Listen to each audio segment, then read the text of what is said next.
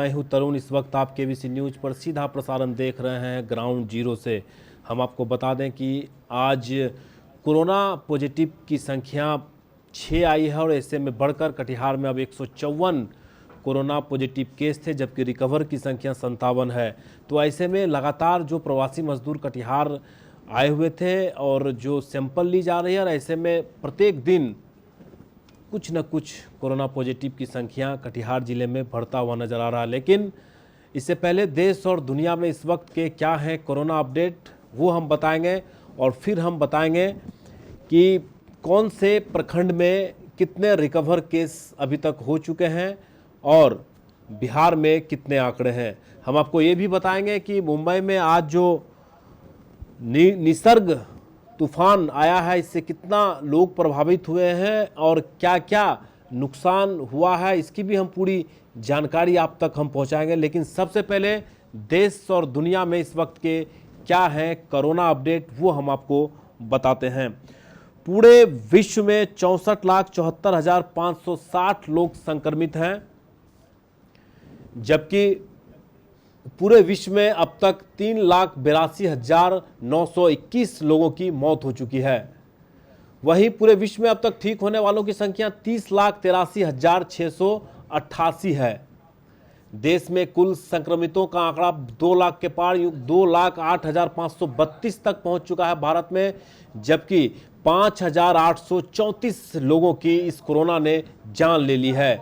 वहीं देश में अब तक ठीक होने वालों की संख्या 1,04,19 है। बिहार में कुल मौत का आंकड़ा 25 तक पहुंच गया है, जबकि और इस वक्त की जो बड़ी खबर है, कटिहार में कुल 6 नए कोरोना पॉजिटिव पाए गए हैं और ऐसे में आंकड़ा बढ़कर 154 तक पहुंच गया है। ये इस वक्त की जो सबसे अहम और बड़ी खबर है। 6 कोरोना पॉजिटिव पाए गए हैं। फलका और मनसाही में आज कोरोना पॉजिटिव पाए गए हैं। ऐसे में आंकड़ा बढ़ता हुआ 154 तक पहुंच गया है। लेकिन राहत की बात यह है कि 57 लोग इस कोरोना के जंग से जीत भी गए हैं और घर वापस चले गए हैं। कल जैसा कि कटिहार के जिला पदाधिकारी और डीडीसी कटिहार राजस्थान होटल के आइसोलेट सेंटर से 9 लोगों को विदा किया गया, तालियों के साथ उनका स्वागत किया गया। जंग जीतने जैसी आज के तिथि में कोरोना के जो पेशेंट हैं, अगर वो जीत जाते हैं तो लोग उन्हें सम्मानित कर रहे हैं। जिला प्रशासन के लोग उन्हें सम्मानित कर घर वापस भेज रहे हैं और 14 दिनों तक होम क्वारंटीन में भी रहेंगे। तो राहत की बात जहां एक और कटिहार जिले के लिए है, वहीं पूरे बिहार में लगातार 4200 से भी ऊपर का आंकड़ा पहुंच चुका है। पिछले अगर आज की बात करें तो लगभग 177 नए केस आ गए हैं बिहार में और कटिहार जिले में 6 नए कोरोना पॉजिटिव पाए गए हैं। चलिए आपको हम सीधे मुंबई लिए चलेंगे, जहां पर निसर्ग तूफान को लेकर क्या हलचल है, ये रिपोर्ट हम आपको बाद में दिखाएंगे और बताएंगे कि कौन कौन से जगहों पर कितने केसेस आए हैं। लेकिन इस वक्त जो बड़ी खबर है, निसर्ग तूफान जो गुजरात और मुंबई के तट से टकराते हुए मुंबई की ओर मूव किया हुआ है। और ऐसे में ज़्यादा जानकारी के लिए हम चलेंगे, हमारे जो एंकर रैना भगत है वो मुंबई में मौजूद है, उनसे हम बात करने की कोशिश करेंगे और जानने की कोशिश करेंगे कि इस वक्त के क्या हालात हैं, किस तरह के मौसम है, कितनी तबाही मचाया गया है इस निसर्ग तूफान को लेकर। और हमारे साथ जुड़ेंगे रैना भगत जो हमारी एंकर है, इस वक्त मुंबई में मौजूद है।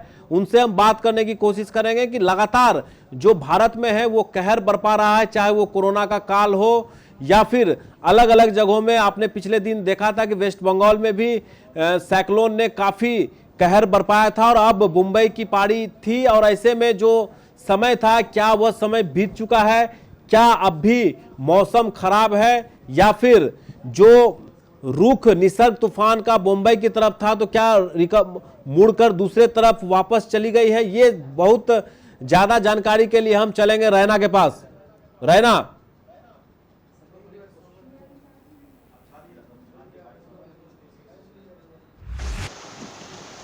और मुंबई का हम इस वक्त मुंबई का वो दृश्य दिखा रहे हैं जहां पर आप देख सकते हैं कि आज अभी से 1.5-2 घंटे पहले की यह तस्वीर हम आपको दिखाते हैं, जब निसर्ग तूफान टकराने के बाद मुंबई की तरफ उनकी हवा का रुख 110 किलोमीटर की रफ्तार से यह हवा का रुख था। और देखिए कैसे एक वृक्ष गिरता हुआ नजर आ रहा है। यह तस्वीर हम आपको 1 घंटे पहले की दिखा रहे हैं, जिस वक्त तटबंध से जो चक्रवाती तूफान आया, और निसर्ग तूफान इसका नाम रखा गया है। हालांकि रैना हमारे साथ जुड़ चुके हैं। रैना जी बताइए, अब किस तरह का मौसम है और कितना हताहत हुए हैं लोग और कितनी की क्षति हुई होगी? तूफान वो अब मुंबई से जा चुका है। राहत की बात मुंबई वालों के लिए, महाराष्ट्र के लिए कि अब ये तूफान जा चुका है। जहाँ तक हताहत की बात आपको की है, तो यहाँ पे जान माल के नुकसान होने की फिलहाल अभी तो खबर नहीं रही है। सब कुछ ठीक है यहाँ पे। निसर्ग आने से पहले एनडीआरएफ की टीम को डिप्लॉय किया गया था।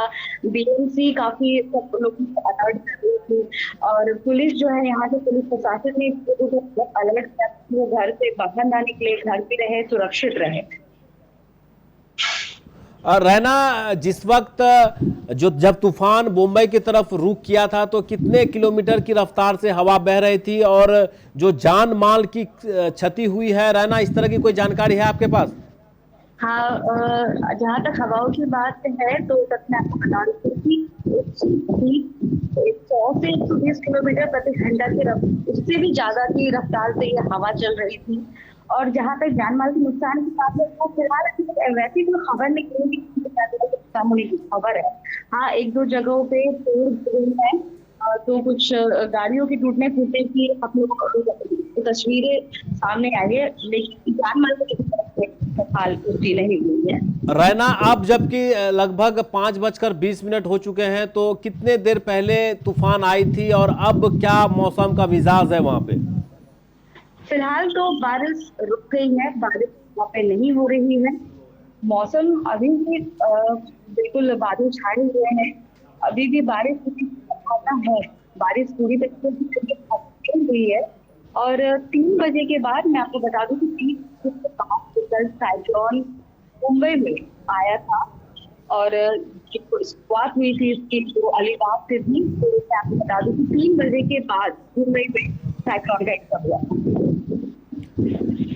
चलिए रहना, बहुत बहुत धन्यवाद। रहना हमारे साथ फोन लाइन पर जुड़ी हुई थी, जो बता रहे थे कि मुंबई में अब राहत की बात है कि जो हवाएं तेज चल रही थी अब रफ्तार थम सा गया है। हल्की बारिश जरूर हो रही है, लेकिन अब राहत की बातें हैं। हालांकि जान माल की जो नुकसान हुआ है इसका आकलन अभी करना बाकी है। एनडीआरएफ की टीम पूरे जगह पर तैनात थी। 21 टीमें एनडीआरएफ टीम लगाई गई थी इस सुरक्षा को लेकर। 1 लाख से भी ज़्यादा लोगों को सुरक्षित जगहों पर पहुंचाया गया था। जहां एक और पूरे भारत में मुंबई कोरोना के कहर से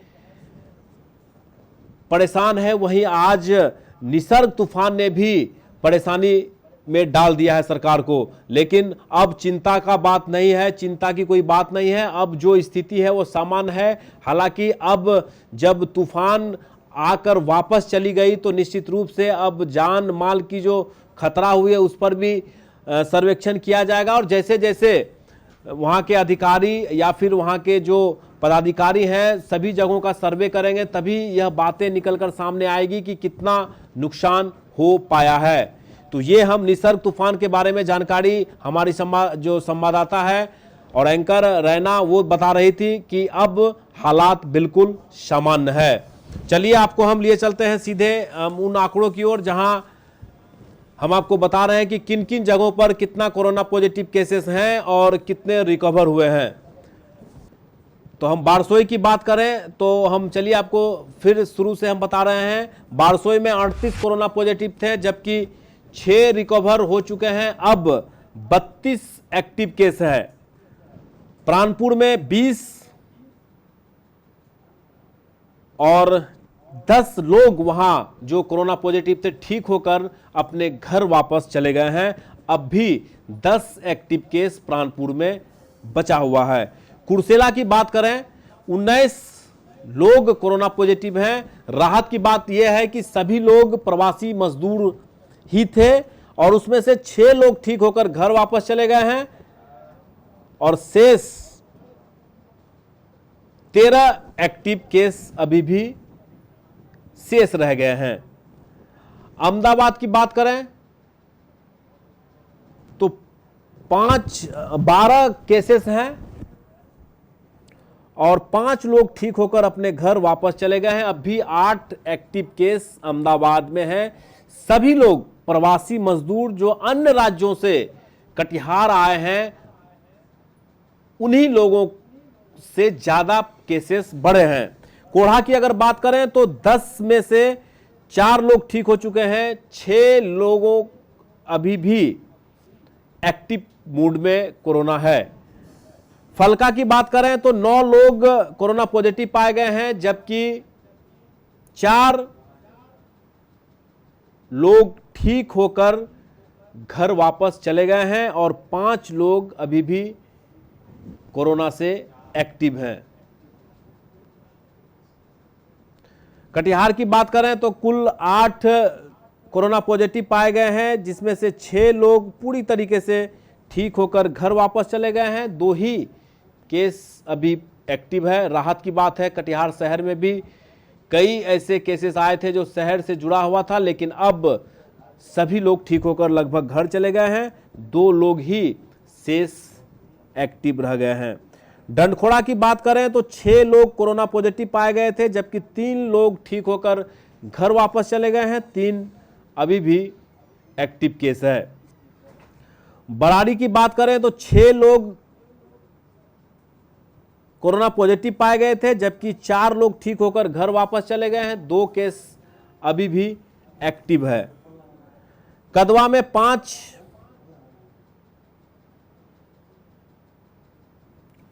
4 लोग ठीक होकर घर चले गए हैं और 1 अभी भी एक्टिव है। हसनगंज की बात करें तो 1 ही केस हसनगंज में अभी तक पॉजिटिव आए हैं, रिकवर शून्य है। मनिहारी में 2 में से 1 लोग कोरोना पॉजिटिव से ठीक होकर जंग जीत चुके हैं, घर भी वापस चले गए हैं। अभी भी 1 एक्टिव केस। समेली की अगर बात करें,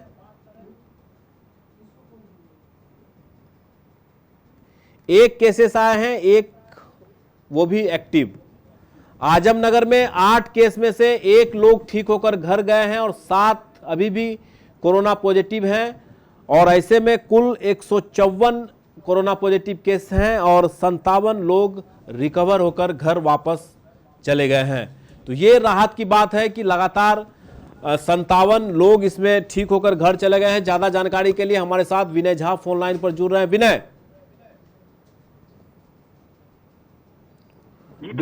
विनय, 154 केस टोटल है और जिसमें से 57 लोग ठीक होकर घर चले गए हैं, जबकि एक्टिव के 97 हैं। तो ऐसे में कितनी राहत की बात है?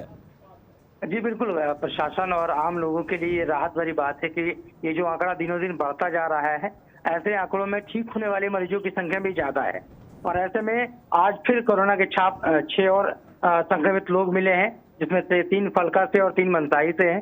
तो ऐसे में शहर वासियों को चाहिए कि जो प्रशासन के द्वारा बताया जा रहा है कि सोशल डिस्टेंसिंग और मास्क और सैनिटाइजर का प्रयोग, इन बिंदुओं पर लोग हमेशा ध्यान बनाए रखें और इसे अपने दैनिक दिनचर्या के साथ इन कामों को जोड़ें, ताकि अगर इस प्रकार के लोग जो संक्रमित लोग हैं उनसे लोग उपेक्षा ना करें उनकी।